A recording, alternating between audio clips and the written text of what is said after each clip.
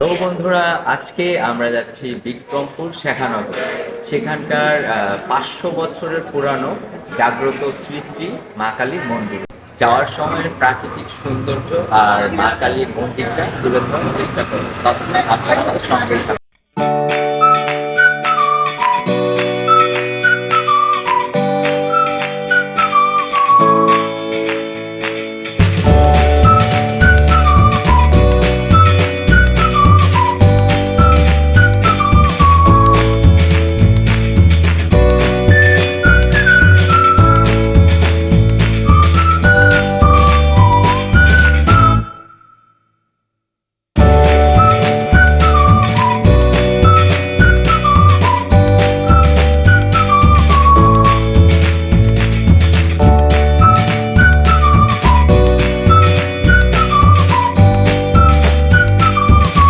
চলে এসেছি, যেহেতু আজকে ছুটির দিন ছিল তাই আমাদের টিএসসি চত্বর আসতে বেশি সময় লাগেনি।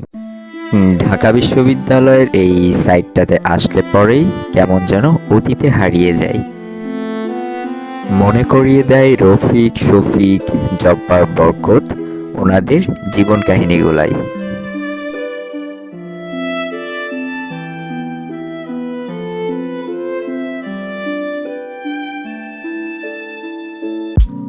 আমাদের মাওয়ার রাস্তায় ওঠার জন্যে খুবই ভোগান্তির শিকার হতে হয়েছিল। পুস্তকলা ব্রিজে কাজ চলছিল দেখে আমরা বাবুবাজার ব্রিজ দিয়ে মাওয়ার রাস্তায় উঠেছিলাম। মাওয়ার রাস্তায় ওঠার পরে আমাদের নিমতলা যেতে হাতে গোনা 20 থেকে 25 মিনিটের মতো সময় লেগেছিল।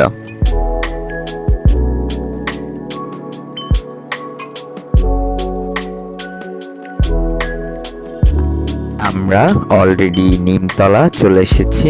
নিমতলা থেকে এখন আমরা যাচ্ছিলাম শেখানগরের উদ্দেশ্যে।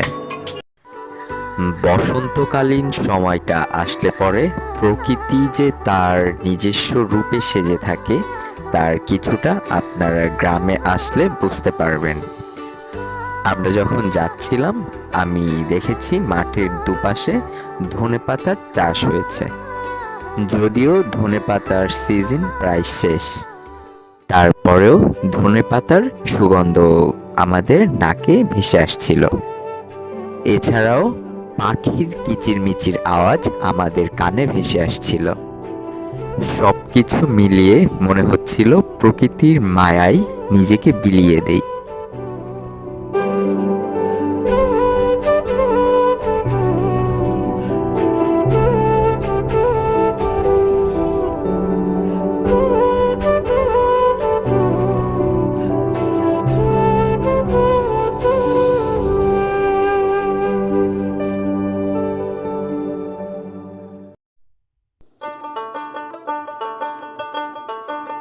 শ্রী শ্রী মা রক্ষাকালী মন্দিরে ঢুকতেই এই বিশালদেহী গেটটি যে কারোরই চোখে পড়বে, কারণ গেটটি অনেক বড় একটি গেট আর কারুকার্য দিয়ে গেটটি পুরোই পরিপূর্ণ।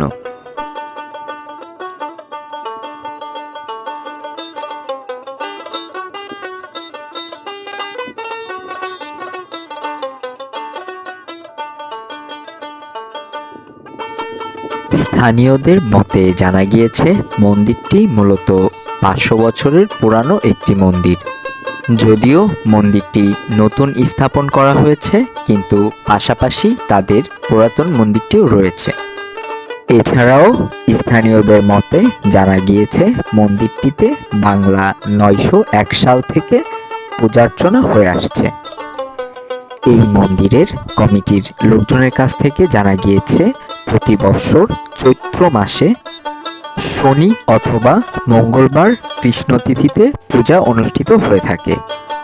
আরও জানা গিয়েছে প্রতি বছর এই পুজো উপলক্ষে বাংলাদেশের বিভিন্ন প্রান্ত থেকে ভক্তরা এই মন্দিরে ছুটে আসে।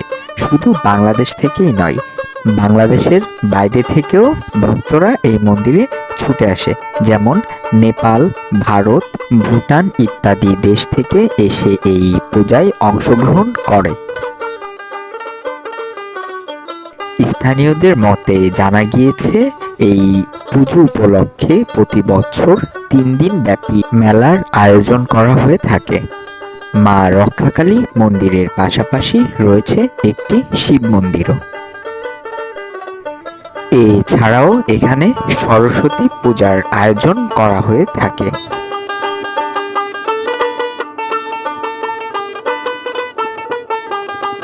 মায়ের মন্দিরের সামনে একটি ঝালমুড়ির দোকানও বসেছিল।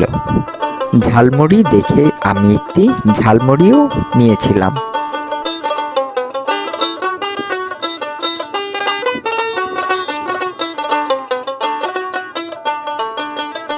ঝালমুড়িটা খেতে সত্যি অসাধারণ লাগছিল।